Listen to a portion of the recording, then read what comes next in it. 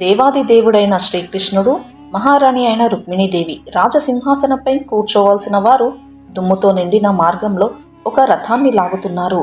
వారిని చూసిన ప్రజలు ఆశ్చర్యపోయారు. దేవుడు రథం లాగుతున్నాడా? ఎందుకు? అందరికీ ఒకే ప్రశ్న. ఆ దృశ్యం వెనుక ఒక పరీక్ష దాగి ఉంది. కొద్ది గంటల ముందు శ్రీకృష్ణ పరమాత్మ తన ప్రియతమ రుక్మిణీదేవితో కలిసి దుర్వాస మహర్షిని భోజనానికి ఆహ్వానించాలి అని నిర్ణయించారు. దుర్వాస మహర్షి, ఆయన పేరు వినగానే ఎవరికైనా గుండెల్లో భయం కలుగుతుంది. అతడికి కోపం ఎక్కువ. ఆ కోపంతో శాపాలు ఇస్తాడు. అయితే దుర్వాస మహర్షిని భోజనానికి ఆహ్వానించినప్పుడు ఆయన రావడానికి అంగీకరించారు. కానీ అతడు శ్రీకృష్ణుడికి ఒక షరతు పెట్టారు. నా రథాన్ని మీరు ఇద్దరు స్వయంగా లాగాలి. అప్పుడే నేను రథంలో కూర్చుంటాను. గుర్రాలను వాడకూడదు. మీరిద్దరు లాగితేనే నేను వస్తాను అని. అప్పుడు శ్రీకృష్ణుడు నవ్వుతూ, రుక్మిణీదేవి మృదువైన చూపుతో ఇద్దరూ అంగీకరించారు. భక్తితో, వినయంతో వారిద్దరూ రథాన్ని లాగుతూ ఉన్నారు. దుర్వాస మహర్షి రథంలో కూర్చున్నారు. దారి పొడవునా ద్వారకా ప్రజలు ఆశ్చర్యంగా చూస్తున్నారు. భగవాన్ స్వయంగా రథం లాగుతున్నాడు అని.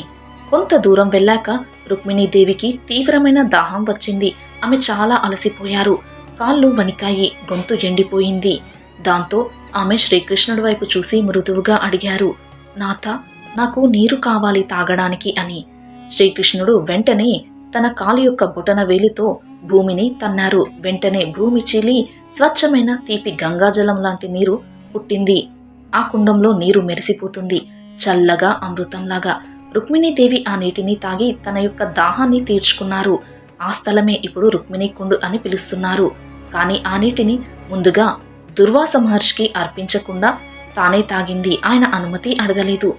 దుర్వాసుడు ఆ దృశ్యం చూసి కోపంతో రగిలిపోయారు. ఏమిటిది? గురువును, అతిథిని అగౌరవం చేస్తారా? మీరు నాకు ఇవ్వకుండానే నీరు తాగుతారా అని ఆగ్రహంతో అరిచారు. రుక్మిణీదేవి మౌనంగా నిలబడి ఉంది. అప్పుడు దుర్వాసుడు శాపమిచ్చారు, నువ్వు నీ భర్తతో వేరుగా ఉండాలి అని. ఆ శాపం వల్లే రుక్మిణీదేవి, శ్రీకృష్ణుడు కొంతకాలం వేరుగా ఉన్నారు. రుక్మిణీదేవి ఆ స్థలంలోనే తపస్సు చేసి శాపం నుండి విముక్తి పొందారు. అందుకే రుక్మిణీదేవి ఆలయం ద్వారకాధీశుడి ఆలయం నుండి దూరంగా సుమారు 2 కిలోమీటర్ల దూరంలో ఉంది. రుక్మిణీదేవి తపస్సు చేసి తిరిగి శ్రీకృష్ణుడి వద్దకు చేరుకుంది. ఆ పవిత్ర కుండం ఇప్పటికీ ఉంది. అది ఒక పవిత్ర తీర్థం. యాత్రికులు అక్కడ నీరు తాగి రుక్మిణీమాత ఆశీస్సులు పొందుతారు. ఆ లీల, భక్తి ఎంత గాఢంగా ఉందో, అతిథి గౌరవం ఎంత ముఖ్యమో, గురువు పట్ల వినయం ఎలా ఉండాలో చెప్పే ఒక గొప్ప కథ ఇది. ఇది ద్వారకలో జరిగినది. ఇప్పటికీ ఆ కథ వినిపిస్తుంది. గాలిలో, సముద్రంలో అలల్లా.